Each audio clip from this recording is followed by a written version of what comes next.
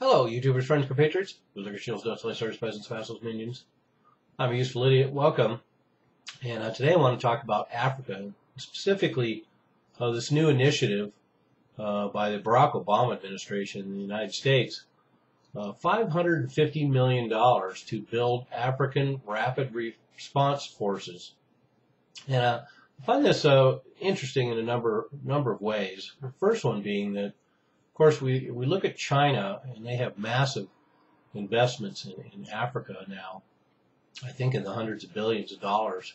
And not only that, lots of Chinese nationals living in Africa, and they're building infrastructure and things that are very valuable for the African nations. And so it's rather striking that, as I've documented also over the last several years, numerous videos about U.S. presence in Africa, which numbers in virtually every single country in Africa now. The United States has some form of military presence in, and I'll attach some of my other videos about AFRICOM and Africa below.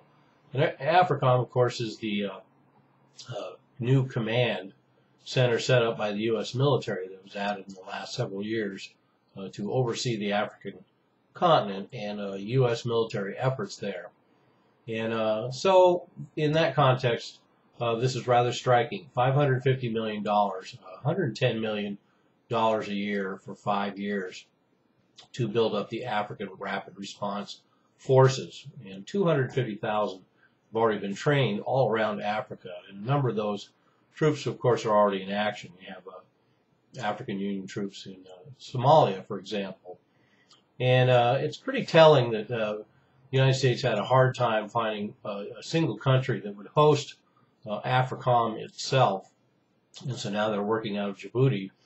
But this new program involving the $550 million has to do with the countries of Ghana, Kenya, Mali, Niger, Nigeria, Tunisia, Senegal, Ethiopia, Rwanda, Tanzania, and Uganda. And several of those countries like Rwanda and Tanzania and Uganda are actually going to be helping and training units for those other countries. And I'm sure all of us were pretty surprised not to see Libya on that list. I'm sure the United States would like to invest $100 million or more to create a rapid response force in Libya. But a couple of the countries on there, of course, are notable. That we have U.S. presence there now fighting so-called Al-Qaeda insurgents in Mali and Niger, and of course Boko Haram in Nigeria.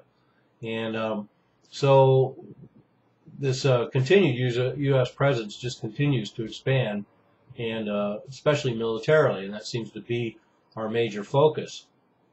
And the other reason why this is interesting is it's part of a whole package too, called a Security Governance Initiative, and it's to strengthen other institutions as well, including the Border Patrol. But I would assume it's mostly intelligence, special forces, Border Patrol, and then these rapid response forces. And on the surface, one could say perhaps these expanding native armies in Africa are, on the surface, a good thing.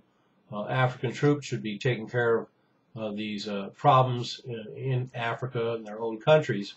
But it's quite a turnaround from general global empire policy, whether it's previous empires of the United States, where we've always felt necessary to go in anywhere else but Africa. And we haven't gone into Africa with a large presence to speak of in most of U.S. history. So this is a combined security military apparatus. But the other part of this that's interesting is it's part of a strategy outlined by Juan Bosch in a book called Pentagonism. I've quoted it on many occasions. Unfortunately, the video I did on that book was not very popular, but it's an extremely important book, and he outlined the idea that we've seen certainly before 1968 when the book was written, and now after 1968 we continue to see it, and that's the idea that the modern global empire will not be an empire, and imperialism will be replaced by Pentagonism, sustaining of regional wars all over the globe. And basically, instead of occupying countries, which is too expensive, you go in and you train native armies, and you equip and pay them, and they do all the dirty work, and but you put them on the hook for U.S.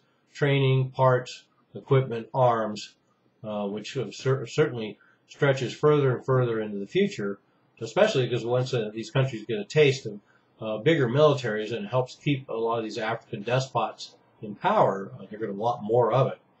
And so that's where I have problems, regardless of the fact that on the surface it looks like a good idea. And so the native army is created, and then it creates essentially a native army to keep just enough control. And all these countries in Africa could be failed states as far as the United States military policy is concerned, because they just want to have enough military on the ground so that resources can continue to be extracted, and they're easily extracted, and good deals to be had when you work with despots all over the continent.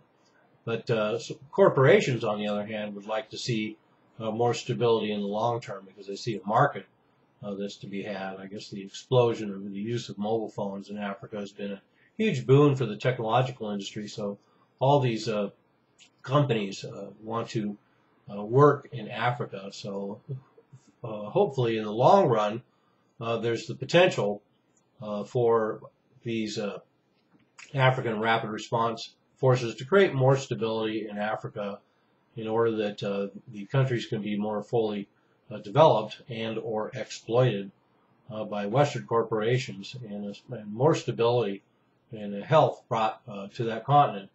But certainly in the short term and the short and long term, we're going to see a orgy of arms manufacturers going in to arm all these countries, and the U.S.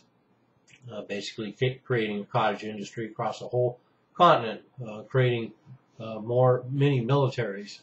So there we have it. Good job, Obama administration. We need some more. We need some more guns in Africa. I'm a useful idiot. Don't you be one too.